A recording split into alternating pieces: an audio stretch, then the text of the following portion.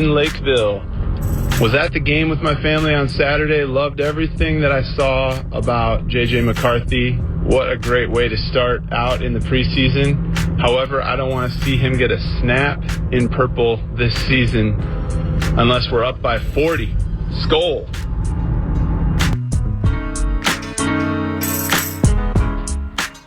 Good morning, fellas, to you and yours.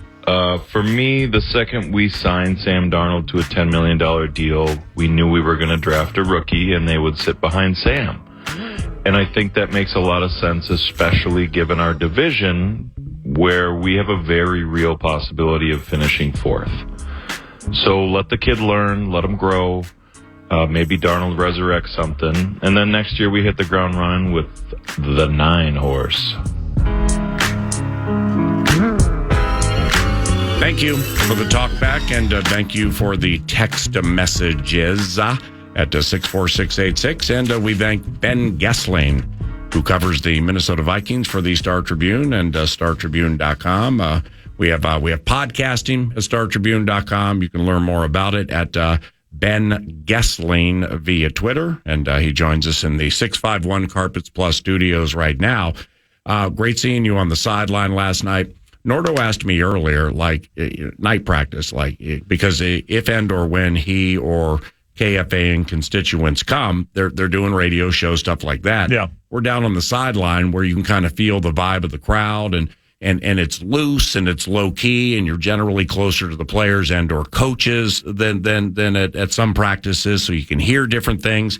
I really enjoy the night practices because the fans and the kids, they just really, really love it, and it's palpable within the facility. And good morning. Good morning. Yeah, it's a fun night. It typically, and this wasn't going to be this way last week, which is why it got rescheduled, but they have lucked out with the weather as well. They typically get just perfect Minnesota summer night, and last night was certainly one of those. So it's always a fun event. I think the energy in there certainly is different than a normal training camp practice. Part of it is it's at night, it's in the stadium, the crowd's bigger. Yeah. And I think players feed off of that a little bit too. There's just a little more energy I think that players feel from the fans in that setting, and that kind of tends to compound a little bit as well. So now, after teasing you for a couple of weeks, because it was last year, we were in Seattle. Yep. And I'm sitting in the lobby, getting the game calling stuff ready. And down comes the scribe, and you and I chat about the Bible for 45 minutes. It's what we do. And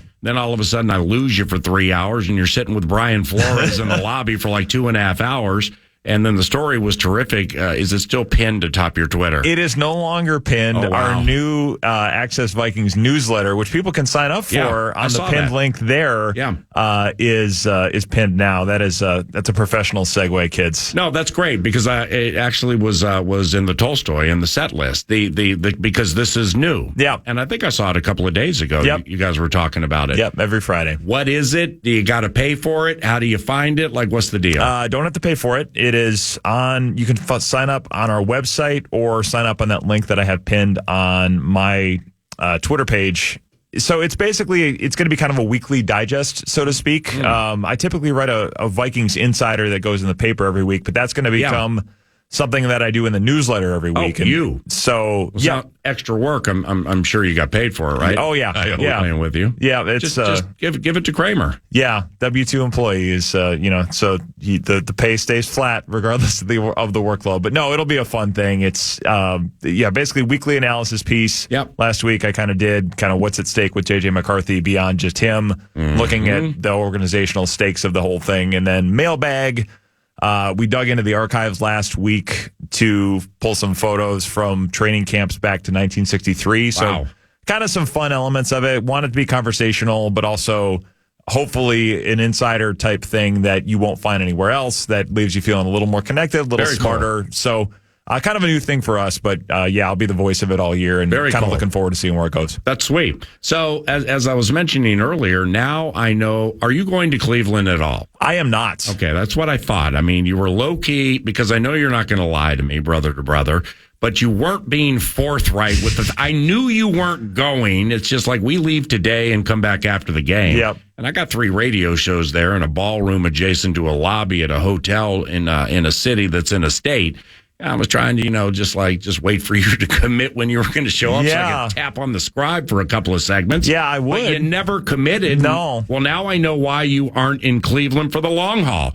You're staying back for minute-by-minute coverage and monitoring of J.J. McCarthy's knee. Yeah. That's prescient of you. There is going to be a lot of monitoring today, at least, and we'll see where that goes. But, yeah, it's... even though I'm not there, I'm never far away from the team because the news cycle never really stops. Right.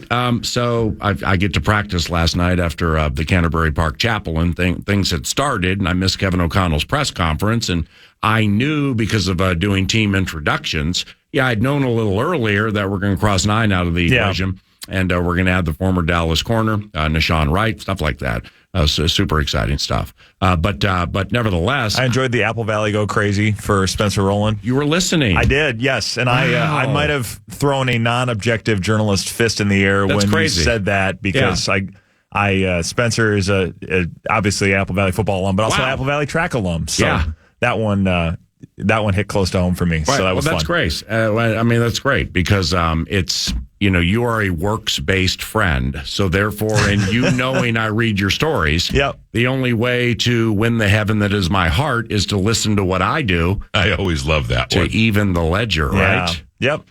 So do you have any steam? The way I laid it out was, just messing around in the first segment is like, if I'm under the belief that, and we shared this on the simulcast, the radio TV bit with the Raiders, that with McCarthy, if it was important to them to get him into half and dust him off, get the low-key adjustments and changes, and here's how it works, and then get him out for the third quarter, then I would just take a leap that getting him on a road trip, with everything that goes into that, specifically in elongated fashion, probably has a level of importance to it also. Yeah. So if he's not going on the road trip, I'm just wondering about old general knee soreness. Yeah, that would be my read on it as well. I think if we find out today that he's not going, it is, I think, reasonable to say, okay, how big of a deal is this? Because he came in with it, Kevin O'Connell said he came in with it yesterday, so you're now...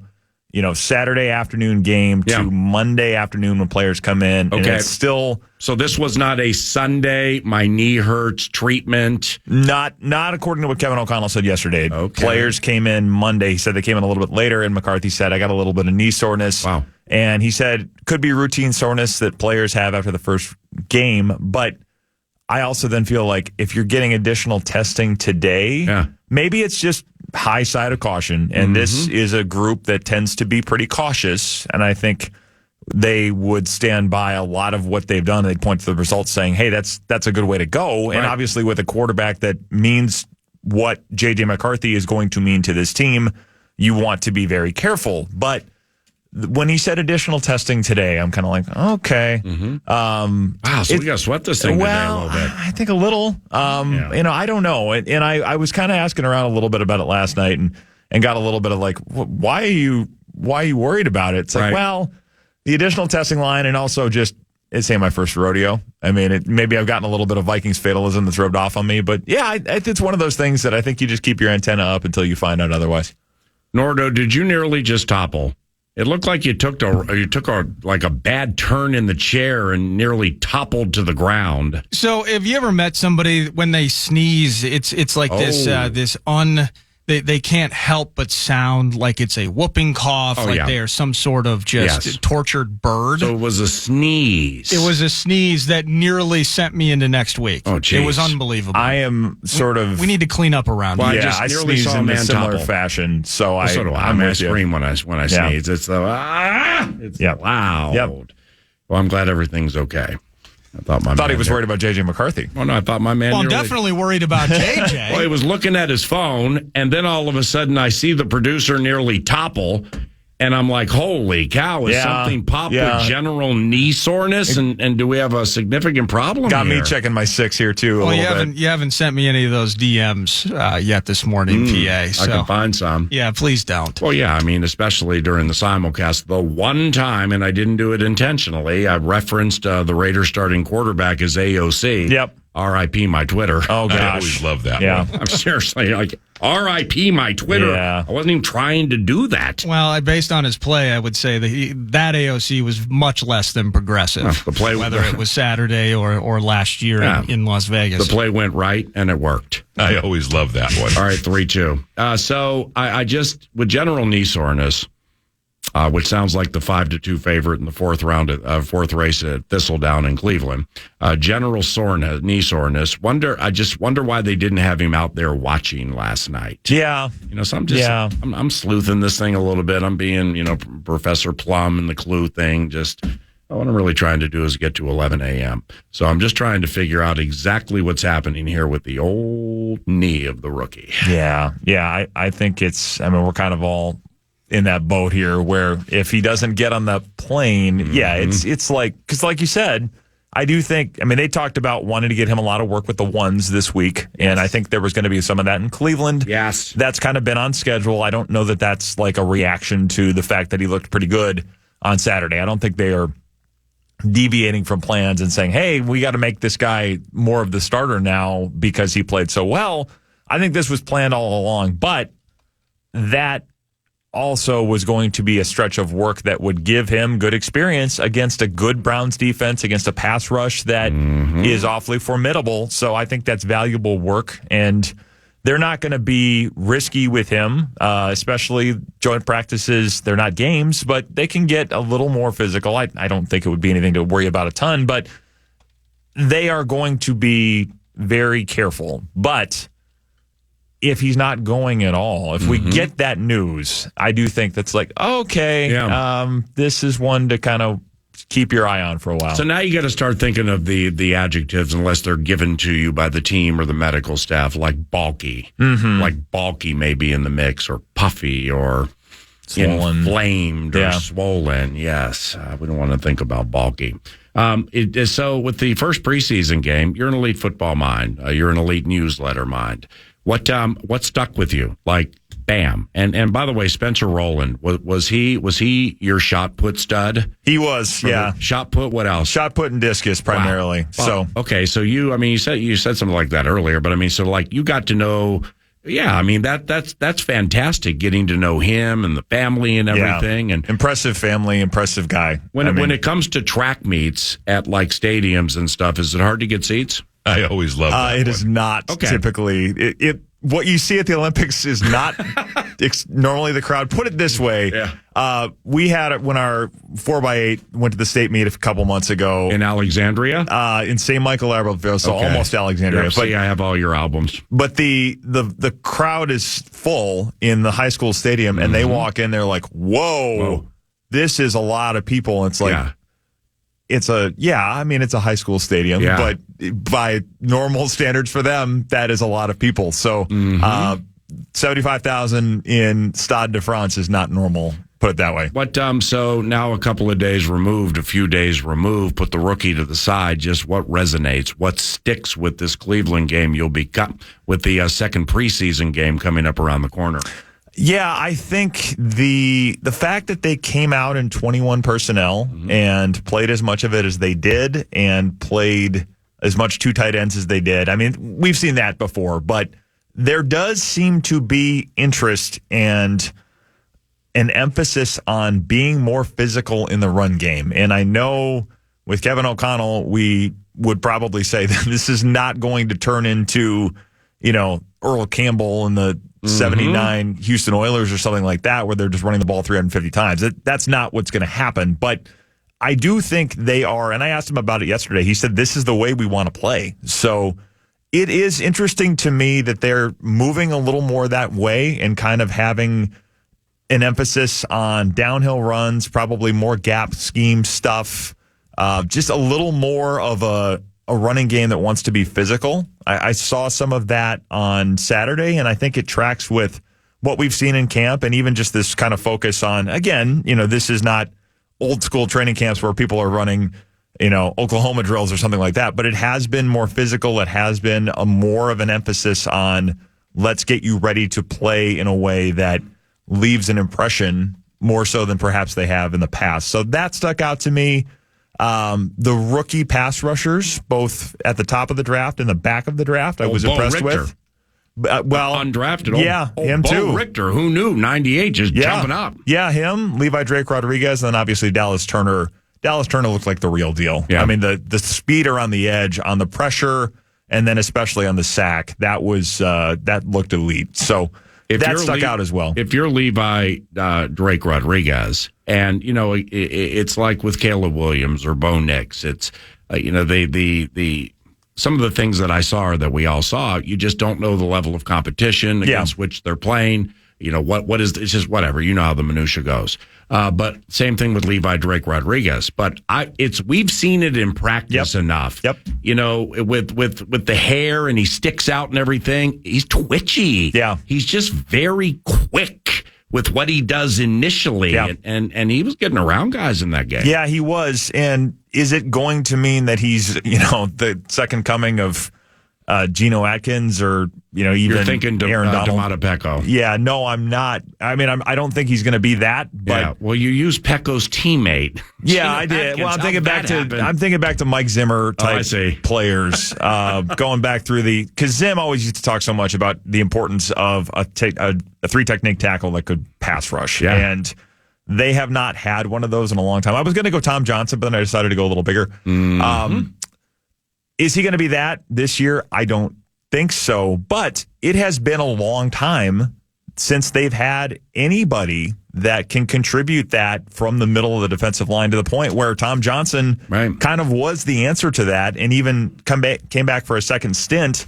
They have not had anybody other than that that can just give you a little bit of slipperiness up the middle in a long time. And if he can even do a little bit of that, I think that's a big help. Well, we mentioned the name Bo Richter, and main man wears 98, and he was undrafted, and he played with his metaphorical hair on fire in that Raiders game. So if you're Mike Pettin, former Browns head coach, the outside linebackers coach, assistant head coach, last year when they cut it to 53, he got 5 edge guys, 5 outside linebackers. Super special Davenport, Daniil, Wanham, Patrick Jones II, and Andre Carter II. So like this year, it seems Grenard, Turner, Patrick Jones, and Gabriel Murphy, the steamy Gabriel Murphy. I would say those 4 if I had to roll it out there. Ginkel, and Van Ginkel. Thank you. Well, there's your 5. Yep. So it's with Richter or... Owen Porter seems like practice squad, but he looked pretty good. The depth of the front 7, I said this yesterday, was something that, again, we know that you're encountering 2s and 3s who couldn't even beat Andrus Peat out of the starting left tackle job, and he's replacing somebody, and Andrus ain't that good. So to take that with the proverbial grain of salt. But so I'm not trying to make this edge situation sound like an embarrassment of riches. Yeah. But we're already at 5. It seems like Murphy, who didn't play in the Raiders game, that he's going to be part of the mix. But then you get Bo Richter. What do you do? Yeah, it is better. It's certainly better. It's certainly deeper than it's been. I mean, you saw that last year, really towards the end of the season, that they didn't have anybody other than Daniil Hunter. And even there were times where Hunter wouldn't transform games in the way that perhaps they would have wanted or perhaps the way they would have paid for if he did it more consistently. More so early in the season than he took off. Yeah. But I think the versatility that you're going to get from that group, we're going to see a lot of packages with probably 3 of those guys on the field at the same time. Maybe even 4 at times. I mean, Brian Flores kind of knows no limits to people he'll put in certain places, but to have the versatility, to have the depth that they look like they're going to have there, I think is a big deal. And Van Ginkel, I think, is going to be a valuable piece for this group. Flores loves him. Van Ginkel made a lot of contributions for him in Miami, and I think they're going to have a lot of places they want to put him. And I really do think Dallas Turner looks the part in a way that he's going to be a big contributor. I've been very impressed by what I've seen from him in camp. And people got to see it on Saturday. The athletic ability is not a joke with him. And I think if you get a guy like that starts to attract attention, that, okay, we got to slide his way or put chip help over here, we got to be aware of him, that makes everything easier for everybody else. Well, it what excites me is I don't know exactly when it's going to take place, because that's 7 across the line bit. Yeah. When Flores has 7 strewn across the line. It was just interesting to watch the season develop where, it was used in the Tampa Bay game, but not much. Right. Barely used in the Philly game, used more in the Chargers game. And it was clear once he got, say, 30 or 35 reps of it for the adversary to see, oh, Harry comes from here. Oh, wow, you got Daniil in the A-gap. The mix-it-up part. I think that's going to click and resonate more quickly this year because you have in Van Ginkel, he's done it for Flores. Yes. Jones was part of it. Dallas Turner's picking things up quickly, and I'm envisioning him inside, standing up 3rd and 6 or longer. Mm-hmm. And if they can get that unpredictability piece there to fire more efficiently, effectively, and explosively early in the season, well, then that potentially answers some questions that rightfully are being asked about members of the secondary. Well, it does. And I think the other thing to remember is that when they would bring those looks, especially at the end of the season, they didn't get home a lot. Right. I mean, they had the pass rush success numbers were not very good when they would bring that kind of pressure. They had a lot more success when they would show that and drop out of it. Yep. I mean, the drop 8 numbers, rush 3, they were better at that than they were when they would bring heavy pressure. Yeah, I think you've said that before, and we had some film. the Cody Alexander, the guy watched. We had him on the radio last week. It was hardcore football. Yeah, he is, and I think you said goes deep, but he daggered it like Flores drops 8 more than any coordinator. I'm like, wow, it feels like he brings 8 more than anybody. Yeah, I mean, even on Saturday, he had one look where he had, I think, 7 or 8 guys on the line, and then a couple drop out, and then a couple more drop out, and ends up being a 4-man rush. Mm-hmm. So. And he's trying to get protections confused. It's, hey, this guy's coming. We have to devote a blocker here, and then all of a sudden the center's blocking nobody, and then somebody gets a free lane because of it. I mean, that's part of what he's trying to do. But you do, whether you bring 3, whether you bring 4, whether you bring 6 or 7, you have to have people that get home. And they struggled with that last year. I think this group is probably going to be better at that, and they need it because the corners have a lot of questions, and we saw a lot of that again on Saturday. Nothing that we saw from that group on Saturday did a whole lot to make me feel better about it. You mean early? Yeah, they couldn't find Jacoby Myers. Yeah. But, I mean, we knew Pierce came into it with, at least a 15-play plan for offense and defense of this is what 80% of how we're going to try to win looks like. Yeah. A couple of those those Jacoby Myers routes, when I watched the game back, I can't explain routes like a coach, but they were hard, fast, and hey. And it it didn't seem, I don't think Flores played any man. I don't think there was any man-to-man defensive coverage, Yeah, I mean. To jack him up at the line. Yeah, the only one that I can think of is, I think it was, I can't remember if it was Minshew or O'Connell, in the 44-yarder downfield. It was a 3rd and 10, and they had, I think, Jay Ward in a press look, and the guy got off of it and beat him downfield. But you're right. Well, I mean, there wasn't a ton of it. But, overall, I think, they've continued to look at that group. They obviously had Stephon Gilmore in on a visit yesterday. Yeah. I think with this group, with this front office, they don't spend a ton of time trying to just be like, hey, everything's fine. We're not worried about it. You guys are worried too much. Yeah. If they see a need, they tend to go after it pretty quickly. The bucket brigade comes to put out the fire pretty quickly. And the way they have added at corner is, I think, pretty telling. And I expect they will continue to look for ways to do that, whether it's Gilmore or somebody else. I think it will be Gilmore in the end if they can agree on a price. But is that what it is? Because the percentages are when somebody comes to the covenant and leaves without staying with the covenant, the percentage they come back is small. Well, or smaller. Yeah. So O'Connell said something yesterday that kind of caught my attention. He when he got asked about the visit, he goes, well, it's kind of like some of the other ones we've had where, whether it's Dalton Reisner or Kareem Hunt or guys like that. I think sometimes with those, it's, hey, this is what we have. This is what it would look like. Here's where we're at financially. Oh, I'm not there. Okay, well, let's stay in touch. And, the unspoken part of that is, it gets to be September, and nobody has picked you up yet, and this starts to look a lot better. So maybe at that point you come around. $5 million? I would think. Really? I don't know for sure. But I would expect that he is sitting there saying, look, I've been a Pro Bowler. I've been an accomplished corner in the league. I want to be paid like that. But, the longer you go, it's, if nobody's paying you, then the other offers start to look better. He could be shopping around trying to get interest as well. But, it would seem like a good fit for him, given the fact that he's played for Flores before, and he would have an obvious place to come in and not have a job guaranteed to him, but I would think pretty close to that, given what they've had. So it makes a lot of sense if they get to the right number. The Scribe, Ben Goessling, covers the Minnesota Vikings for the Star Tribune and StarTribune.com, at Ben Goessling via Twitter if you'd like to follow and you are so inclined. And when we return, let's segue to the offense because there is a player omission with this offense that I'd really like to see play in the very near future, and we'll share who that is when we return.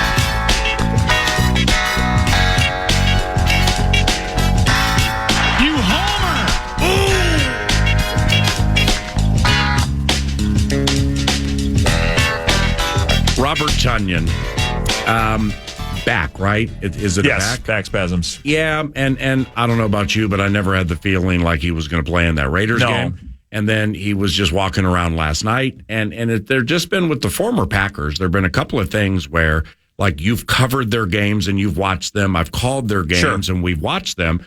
And I was chatting with Mike Parson, the equipment guru, yesterday about Aaron Jones. And I'm like, we watched Aaron. I had no idea how fast he was. Yeah. When we were watching him before they get to training camp, he's just fast. Same thing with Tunyon. Yeah. I had no idea Robert Tunyon was that fast. So with Hawkinson down, I'm just, hoping that Robert Tunyon gets out there soon, so maybe we can see what he can do. Yeah, I agree. Because he's looked really good. He was having a good camp. He had a really good spring, I think, where you kind of say, okay, this guy I think he caught 10 touchdowns one year from the Packers from Aaron Rodgers and had a couple of nice years for them, but then didn't do a lot for the Bears last year, has dealt with some injury stuff, and you're kind of thinking, okay, is he still a threat? Can he still be a contributor in an offense? And for whatever it's worth, it's OTAs, it's minicamp, it's training camp, but in those settings, he looked like, yes, he still can be a contributor. So especially with Hawkinson, where you're probably not going to have him at the start of the year. You're going to be waiting for him for some number of weeks, I would think. Having somebody like Tunyon in that passing game would be a big help. So getting the back spasms under control, and anybody who's dealt with back injuries knows they can be pesky. Yeah. And they tend not to be something that's just easy to get over in a day or two. Depending on the severity of it, but probably not the prednisone pack where you go 5 and then you go 4 and then you go 3 and then you go 2 and like that kind of takes away the inflammation. Yeah, so maybe it might be. I don't know. Would you care to venture a guess on J.J. McCarthy's knee and exactly what's pumping in there? I would not. Yeah, me too. What about the offense? Now, last year as they came into the 2-0-2-3. The O'Connell's offense got 26, Flores defense got 24. Yeah. And then we have 3 specialists. Yep. So yeah, the edge guys, the outside linebackers, there were 5 of them last year.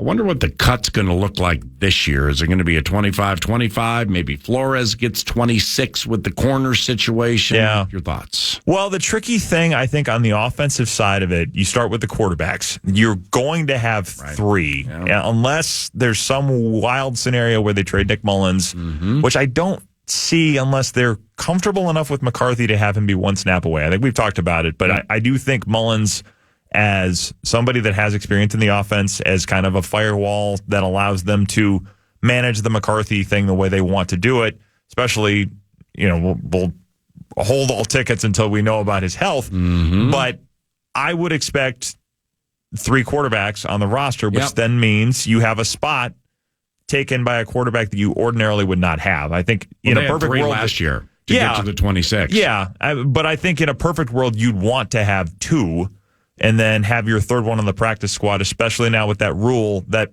does not require you to have your third quarterback, your emergency guy, on the active roster to be used as an emergency quarterback on game day. So if you're going to have 3, it makes it a little trickier. I would expect that receiver maybe is not like 6 this year. Yeah.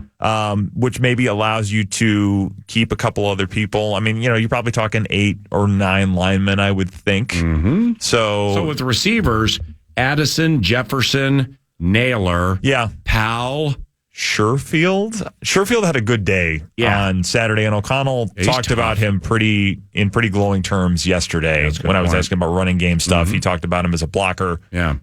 Certainly has been that in the past, and I think they, that's no secret. They want receivers that can do that. I mean, that's straight from Sean McVay, Cooper Kupp kind of stuff. They want receivers that can come into those tight splits, the nasty splits, to use the football guy term, and block. So I think Trent Sherfield makes some sense in that type of a role. I think he may have a chance to make it.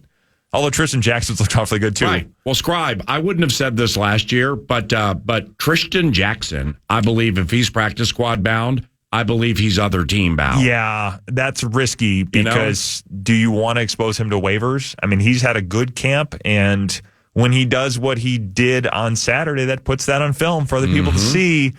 Maybe it's 6 there. If you go back, I've talked myself back into 6 receivers now. So 3, 6. Right, well, let me hit you with this. And then 18 with a lineman. Okay. And perhaps it should not matter. Yeah. And I'm not even sure of the 100% validity here. You might know more about it than me. The best receiver on the team, Justin Jefferson, and Tristan Jackson are quite close. Yes. Quite close. I mean, like best friend is close. As in, also, the first person that Justin Jefferson went to celebrate with when he's yelling, "There we go, Paul," on Saturday was Tristan Jackson. Yeah. So, wow. Everybody made a big deal out of that. Why didn't he go to McCarthy? It might. I mean, I think he's certainly going to have a cheerleader in Justin Jefferson and a guy that will speak pretty forcefully for him. But Jackson's also made a lot of plays. So it gets to the point where he does a lot of the work for himself. Mm-hmm. That is going to make a strong case for him. So, that could be. And then running backs, you go, obviously, Jones, Chandler, Wongwu, and then C.J. Ham. Yep. So that's 4. Yep. And then you got to figure, okay, how many tight ends? Munt, Oliver. Yep. Yeah, then you're kind of on that. But I mean, Tunyon would be the guy. I think, yes. Muse made the team out of the gate last year. Yeah. I mean, and Muse has done some good things. Yeah. So, I mean, those are kind of your pinch points, I think. Losing Ben Sims, that was a bad beat last year. Yeah, because he did some good things for the Packers after they picked him up. Well, it just plays into what we were hearing at the Combine, and we're old schoolers, so we're going to pump the brakes until, just like you've always taught me with faith-based stuff, you have to see it, touch it, feel it, and smell it before you can completely believe it. Yes. I always love that one. But it's good exegesis of Hebrews 11:1 right there. But the draft was reported to be like super deep with tight ends. Yeah. And Sims, I think he was undrafted out of Baylor. Yeah. He was like part of that. And now all of a sudden, we're watching Jordan Love throw alley-oops to Ben Sims in big third down spots late in the year. And I'm like, okay, that might be the Love we lost. Yeah, I mean, because he made a lot of plays, I think in the preseason and then in training camp last year where you're like, okay, this guy can play, leaping catches kind of stuff. And that is the risk you run with all of this stuff at cut down time. So injuries, where people end up on lists, that could have a say in some of these things. I think the corner group is still very fluid. Yeah. Well, with the we'll see where that goes. Offensive line, I don't know if you read adversarial commentary, specifically when you have to pay for it, but YA, young Alec, he does what a lot of people do, put together the fifth. We're doing it verbally right now. Yeah. And like when he got to the offensive line, I forgot to talk to him about this last night. He had the drafted rookie Juergens. He had him practice squad. I mean, that ain't going to happen. I mean, in my opinion, if you expose him, I think you'll lose him.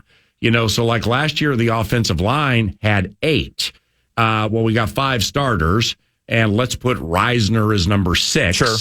Quessenberry's number 7. Quessenberry makes it. I can't see them cutting Juergens. No. And giving him a shot to go to another team. I don't think they'll cut Walter Rouse either. Oh, wow. So that's 9 right there. Yeah. Wow. So that's 9 right there. Yeah, it gets tight. So, I mean, it was 8 last year. And, we're trying to do this 26-24 thing, and it is becoming perplexing. Okay, well, we will venture to Cleveland without you, and we will stay in touch. Enjoy the game this weekend. Yeah. And we will follow your work at Ben Goessling via Twitter or the Star Tribune, startribune.com, for anything that pops up with J.J. McCarthy and this knee. For those who missed it earlier, Ben and the Star Tribune are doing a Vikings newsletter, and it sounds really cool. If people want to learn more, what do? They can sign up. The link to it is on my Twitter. It's pinned up at the top right now. Finally took the Brian Flores story down.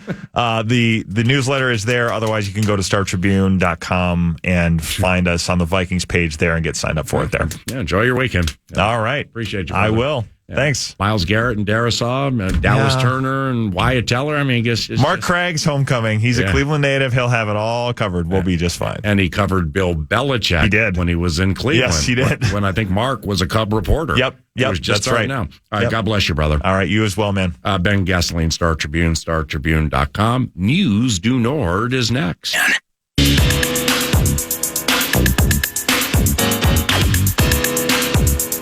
What up, News du Nord? News du Nord is brought to you by The Casino at Canterbury Park, canterburypark.com. You're feeling the felt all year round, poker, blackjack, and table games. And then live racing is in play, and they got shows and concerts and all sorts of fun things. Go to canterburypark.com for all the details. We'll start with this news, and we'll find out maybe later on. I'm trying to efforting to see whether or not we can air this or not. But coming up at 11:30, before you guys depart for Cleveland, PA, Kevin O'Connell is doing a virtual availability that's coming up, at 11:30. That wasn't scheduled. No, it was not. And it'll be, assumedly, with an update of some sort in terms of what's happening, maybe who's on the plane, who's not on the plane. Oh, my God. As you guys go to Cleveland, excuse me. Yeah. So if we were looking for a J.J. McCarthy update, maybe we'll get one in about 40-some minutes or so. Yeah, that's wow. That popped up out of nowhere. Kind of like McCarthy's knee and the general knee soreness winning by 5 at Thistledown. It did indeed. So we'll follow that, and if I am able to air it during the final hour, you will be able to hear it right here on your home for Vikings football, The Fan. Sweet. Minnesota Twins, they win 8-3 yesterday. It was Bobby Witt Jr. in the top of the first with a 400-footer to put the Royals on top. Slapped a couple of hits together in the second, so now they're up 2-0. Before a 6-run second inning by the Minnesota Twins, featuring a 3-run home run from Mr. Castro, a 2-run shot from Mr. Lewis. And no home runs from Byron Buxton off my prediction yesterday. No home runs for Byron Buxton. And Byron Buxton, by the way, had to leave at some point later in the game and was replaced by Manny Margot. So a team that is oft injured and has had to deal with numerous people heading to ILs and DLs and 60-day here, there, and everywhere and Terrace major related tears. Yeah. Another situation to watch with Byron Buxton, who until yesterday, and obviously we'll find out more today moving forward, could be nothing. He's been mostly healthy. It's actually, as much as we've talked about hurt players on this team, Byron Buxton hasn't been a major part of that conversation. So hopefully it is not a big deal moving forward. What is a big deal, PA, is that Seth Lugo is going to be on the mound tonight for the Royals. And he's a 13 winner. So far for them, sub-3 ERA. He's done a pretty damn good job. We're going to get to see Zebby Matthews. There's no smoking in the Metrodome. So the Twins trying to handle business, and this is a great opportunity as they're trying to sniff the opportunity to move up in the central standings and get closer and closer to the Guardians after splitting that weekend series. The Royals have been nipping at their heels for a large part of the season. So continuing to create some space there is always a positive. Well, the Guardians, they were getting killed last night. I mean, they were down like 3-0 middle of the game. Then they score 7 runs combined in back-to-back innings. And then they give up a 4 spot in the 7th or the 8th. I was looking at that thing on my phone. And then they eventually won 9-8 with they got a run in the bottom of the 8th inning. So the Guardians went punchless into the day and night in the series at Target Field, and they got a little better after that. They got a stud who used to play for the Nationals, Lane Thomas. I don't know if my man has a hit for the Guardians since they traded for him. He went 0 for 4 again yesterday. I'm not kidding you, man. I mean, it's almost like, you need to tell him, hey, the Washington, D.C. and your friends, there's nothing that's like overly devastating with this whole thing. Can you just please get some hits? Lane Thomas is he's an outfielder, and I've been a fan of his for quite some time, believe it or not. But looking at he went 0 for 4 last night. So he gets a hit against the Tigers, then 2 against the Orioles. And then he goes 6 in a row with no hits. Then he gets 2 against Arizona. And my man's on a 6-game bender again with no hits. Woo. But he's going to hit. That's the thing, is Lane Thomas is a stud. And Lane Thomas is going to hit. And the Guardians are going to hit. And they have a better hitting lineup top to bottom given the injuries than the Twins, in my estimation. I mean, you got Stephen Kwan atop it going 326. Lane Thomas, we talked about him. Jose Ramirez might be the MVP if it's not Bobby Witt or Aaron Judge. Then you got the Naylor kids who can hit it a mile. They got this Noel playing right field last night. Never heard of him. He hits a home run and goes 2 for 4 with 4 RBI. Jimenez has gotten big hits in the postseason. And they won 9-8. So it's it's going to get late in a hurry here in a second if you don't start rattling off some dubs. Indeed. To international gymnastics, Team USA. You're familiar with MPA, and you've heard of Simone Biles and Suni Lee, St. Paul's finest. And Jordan Childs, maybe not as big a name as those other two, but she's pretty damn good as well. Biles' husband, you know this, right? He's the safety for the Bears. Jonathan Owens. Yeah, he's a cool guy. Yep, absolutely. And he got to watch. They actually allowed him to go overseas and watch it in Paris and then come back. I saw him making a couple of plays in that preseason game against the Bills. Yeah. But Jordan Childs. So first of all, they have the qualification that goes into the all-around finals. And it finished 1, 2, 3. Biles, Suni Lee, and Jordan Childs. Except there's a rule where it's only max of 2 per country. And so she takes an L and is not allowed to participate in the all-around finals. Wow. But she goes through and she does a floor exercise in the finals. And her final floor appeal pushes her to 3rd place. But there was apparently an appeal that added a fraction of a point that got her the bronze medal. She's up on the podium. She's holding her bronze. After further review. But after further review, the bronze medal is stripped from her. Jeez. Because they ruled that her appeal happened outside of the 1-minute window allowed. So sad. And so now they've tried to bring further evidence saying actually the first appeal was 13 seconds before the end of the appeal window. But the International Gymnastics Federation said it would respect the court as the court has ruled that it came outside the window and therefore she will not be getting the bronze. So is there future litigation or anything like that? So Jordan Childs, incredible gymnast. But she is not bringing home the bronze. That's incredibly controversial. Am I to believe the United States finished with the most gold medals of all countries ever to country? That's a great question. I thought I saw that.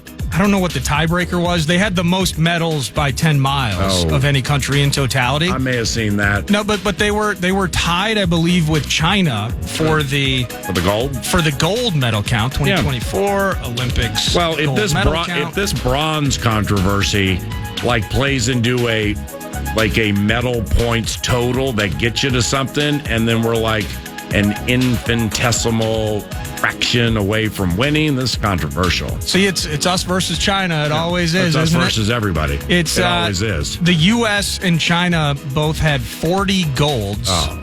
The next team in line was Japan with 20. Yeah. So we were tied with them in golds. We had 44 silvers to China's 27. Yeah. And we had 42 bronze medals. And maybe whether or not it counts Child's bronze, China had 24. Right. So the nation of domination as it pertains to the Olympics is still in play for the Americans.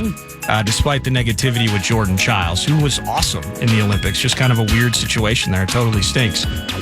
Last thing, I had some NFL bits for you. Yeah. But I guess they're kind of more long-form talkers. Yeah. I don't see us getting into them when we go to Cleveland, but I'm interested. Vic Fangio has some comments out there about his kids that he's raising on the fly out there in Philly. Yeah. Of course, naturally, he loves his defense. He loves Quinion Mitchell, loves Cooper DeJean, the whole bit. And is it that simple that the Eagles just changed their coordinators and suddenly they're the cream of the crop again? We've spent so much time talking about the Niners. Yeah. Those birds aren't bad either. No, they brought Fangio in last year, and I don't think he was defensive coordinator, but he was like right-hand man guy who was trying to help things at the end as it was falling apart. Was that after they fired Sean Desai? Yeah, I think that's what. Did he get fired? He's a coordinator somewhere, but whatever. 3-2, nobody cares. When Fangio came in, I don't think it precipitously got better. Now, we've had position changes with the Birds. Like James Bradbury, an accomplished corner, he's playing safety. Big play Slay, I got no idea where he's playing. Maybe he's their new Joshua Metellus. But Vic, old school as he is, he's aggressive, and he gets through to players in surrogate dad / boss-like fashion. So you're right. I mean, a lot of the focus is on the San Francisco 49ers. Let's not forget it went to the Super Bowl a couple of years ago.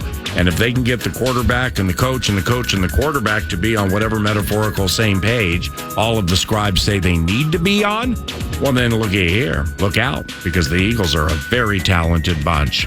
That's News du Nord, courtesy of Canterbury Park and CanterburyPark.com. I'm taking off for Cleveland. Radio shows from the lobby tomorrow, Thursday, and Friday. Can't wait to chat with all of you then.